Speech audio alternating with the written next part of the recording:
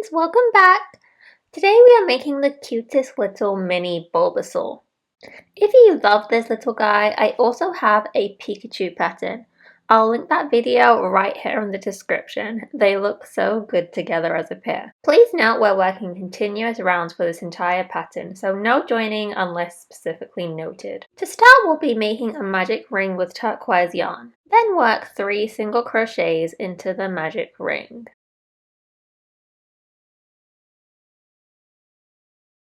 Pull tight to close, and that's the end of round 1. Round 2 is our first increase round. Place a stitch marker in the first stitch of every round and move it up as you go. It keeps things neat and easy to track. An increase just means you'll work 2 single crochets into the same stitch. So for this round we will go from 3 stitches to a total of 6 as we are increasing in every single stitch. For round 3 you'll single crochet 1, then increase in the next. Repeat that single crochet increase 3 times and you'll end up with 9 stitches. Then follow the rest of the pattern and I will meet you at round 8. Round 8 will be our first decrease round. Please note all decreases in this pattern will use the invisible single crochet decrease. As you can see, I'm working 3 single crochets before I move on to the decrease. For the decrease, here's how to do it. Insert your hook into the front loop only of the stitch. Then insert your hook into the front loop only of the following stitch. Yarn over and pull through both front loops. Now you have 2 loops on your hook. Yarn over again and pull through both loops. That's your invisible decrease. It helps keep the stitches smooth and less noticeable. So I will show the invisible decrease again. Insert your hook into the front loop of both of these stitches. Yarn over and pull through both front loops. Yarn over again and pull through both loops. Before closing the head, we will stuff it firmly so it holds its shape nicely. After stuffing the head, we will perform a series of decreases. We are decreasing it in every stitch, so that's 6 invisible decreases. We're going down from 12 to 6.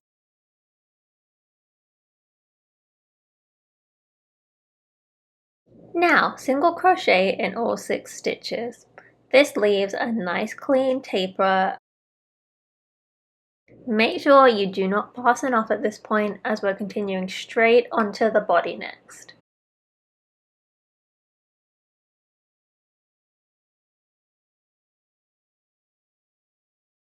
For round 11, we will be working into the back loop only.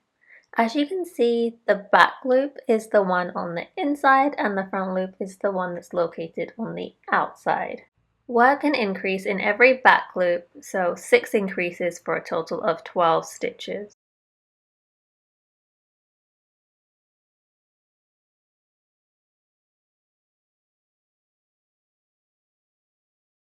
Then continue the body as described on the screen, and I will meet you when we stuff the body.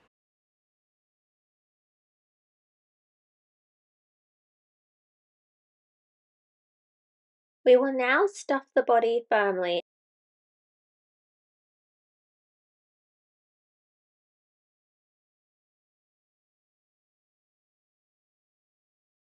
We will perform a series of decreases. We are decreasing it in every stitch, so that's 6 invisible decreases. We're going down from 12 to 6.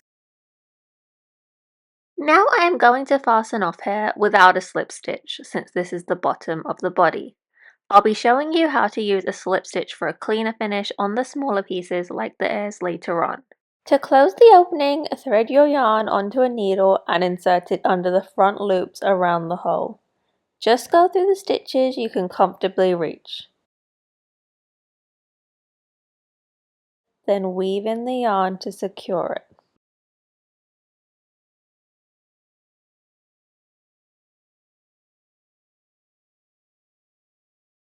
Now we will make the tiny limbs. Make 4. 2 arms and 2 legs. They're all the same. Do a magic ring and do 3 single crochets.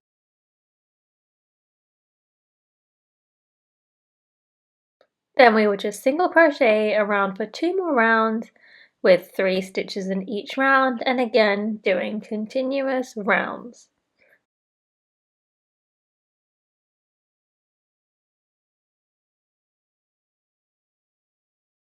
At the end, we will slip stitch to finish. You can also gently use your needle to pop the shape out so it's round, not flat, and leave a long tail for sewing. We will also need to make 2 airs. To do the airs, we will do a magic ring, 3 single crochets.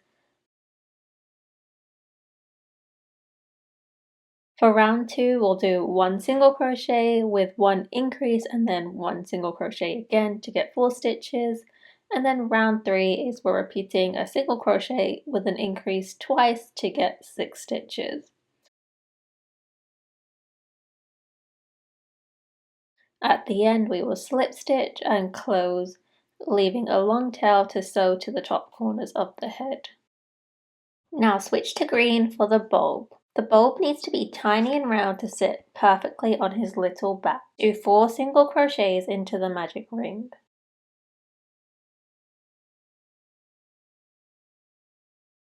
Then follow the instructions on the screen to get to round 5, in which I will meet you where we will stuff the bulb.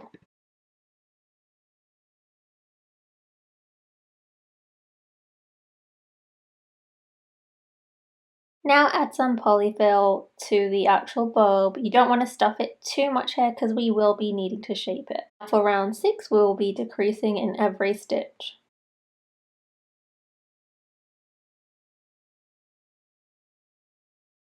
For round 7, increase in every stitch, then use a slip stitch to finish off.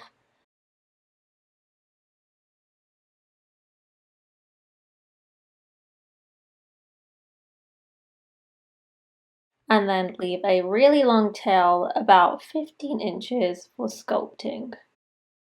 Now we will sculpt our bulb into 6 sections using 3 lines as shown in this picture. Thread your tail onto a tapestry needle. Anchor it into the top center of the bulb. Then wrap the yarn around the outside of the bulb 3 times. 1 line will be straight across, then 2 diagonal lines. After each wrap, make sure to pass the needle back to the top center and pull firmly. Really tighten it to squeeze those classic ridges in place.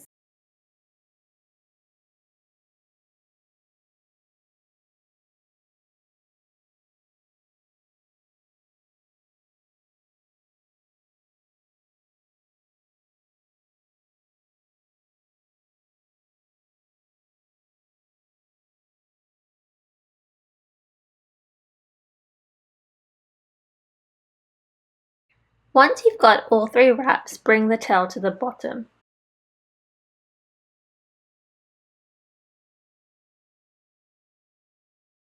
We will then double knot it with the other tail.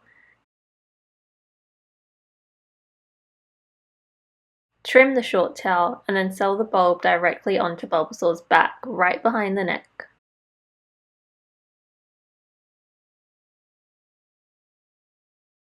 You go through the inside of the body and come out through a stitch on the piece you're attaching.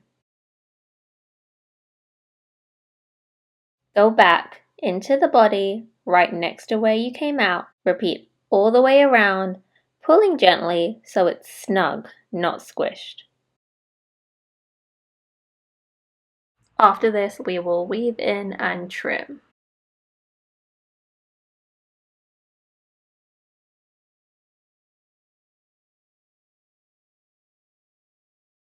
Now for the ears. Place the ears at the top corners of the head and sew them right on. Make sure to go all the way around. My personal preference is to use the back loop only of the body part, as I find it easier, but you can use both loops. Then you are going to make sure that you weave in your ends. As you can see, there are 2 tails on the ear, so I will be weaving in both. And snip. Then go ahead and do the same thing for the other ear on the other side.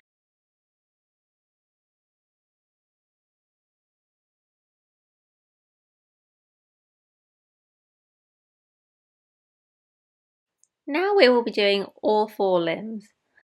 The 2 arms will be placed at the upper side of the body, and note the 2 legs will be placed on the lower side of the body. Once attached, make sure that you weave in your ends and snip. Make sure that the arms and legs line up with each other.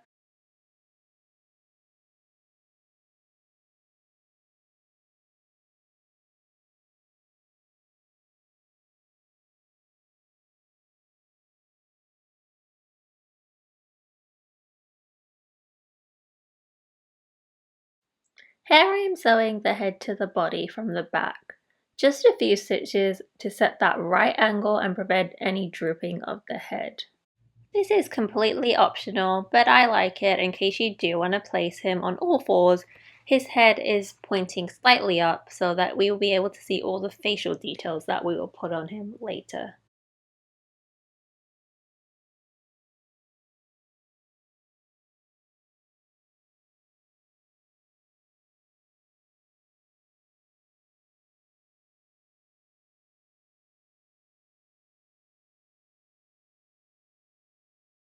And just weave in your ends and snip.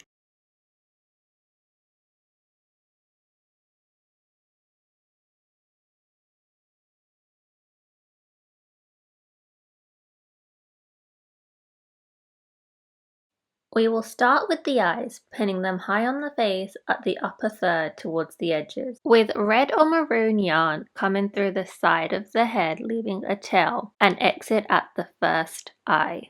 Work 3 passes, building a slightly wide oval vertically.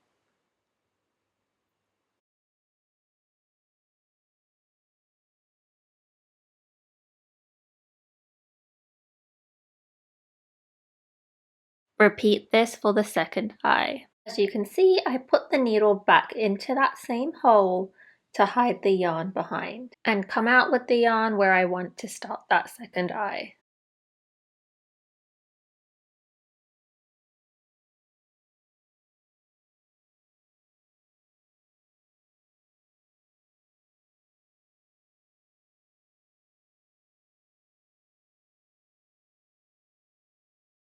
As you can see at the end, I make sure to bring out my yarn in the same hole as the entry hole. We will hide these tails later on. We will now add the cream or white yarn near the outer edge of the eye.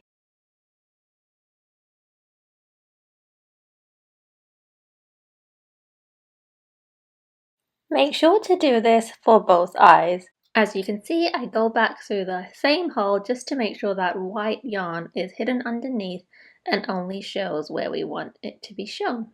As you go through, you can actually use your needle to adjust the eye or any placements to make sure it's where you want it to be. Now for the glints. You're going to angle your needle and push it right into the red yarn.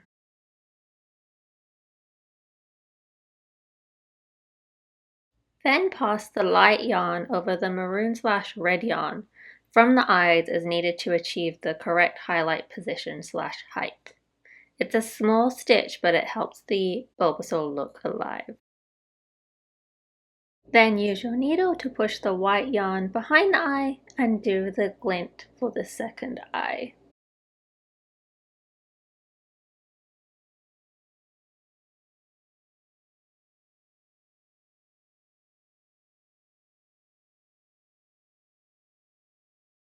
When you are done, put the white yarn back into the same entry hole it all came out of. We will be using the white yarn again later on for the teeth. As you can see, I'm just using my needle to make things a little bit symmetrical, so hiding the red yarn if needed or popping out that white glint just to make sure that both sides look good. Now we need to switch to black to make the mouth. The mouth sits pretty low with a nice open gap below the eyes. Work 2 gentle upward curves on the same row. Both curves stay on the same horizontal row and are equally spaced. The 2 curves help make that cute little smiling face.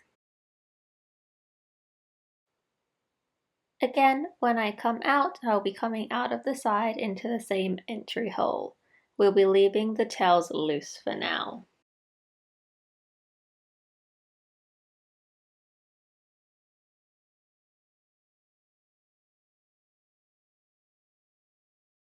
For the tongue, we will need pink yarn. Come out from the center of the mouth opening and do 3 passes, building a small rounded tongue shape that peeks out below the smile. Keep it centered.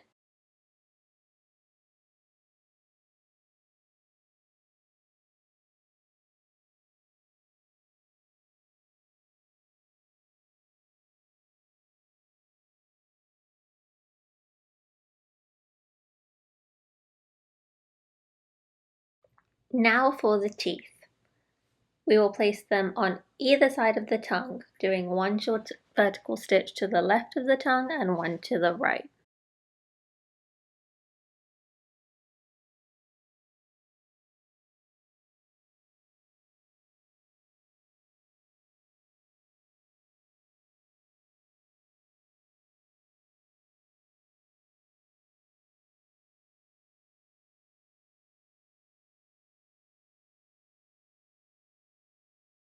Now to hide some of the tails that we've been leaving loose. Make a double knot with the 2 yarn tails, but make sure that they are both coming out the same hole. Then cut the yarn tails and use your needle to push that knot right inside so you cannot see it anymore. Now you will be using green yarn to make the patches. You can use pins to mark the placement before you start and adjust. I moved mine a few times. We'll be making 3 separate patches. For this first patch, you can see I am trying to make a more triangular shape. So you will see me going diagonally, then horizontally,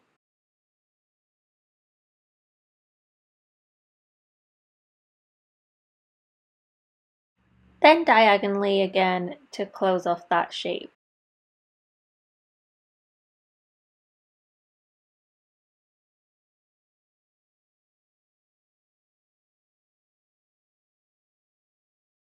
Then you can move on to the other 2 patches.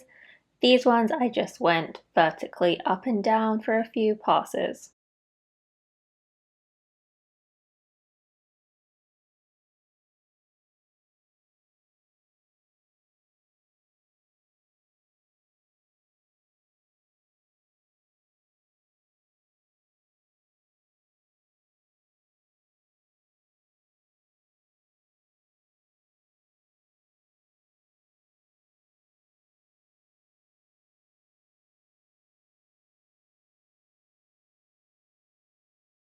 Here I noticed that this patch was more like a love heart shape instead of a triangle, so I just went back and did another horizontal pass just to get the right shape that I wanted.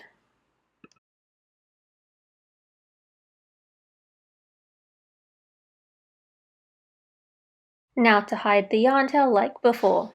Make a double knot with the 2 yarn tails, but make sure that they are both coming out the same hole. Then cut the yarn tails and use your needle to push that knot right inside so you cannot see it anymore. Then give your little Bulbasaur a good fluff, squish and shape. Then that's it, you're done. Thanks for watching, you've got this.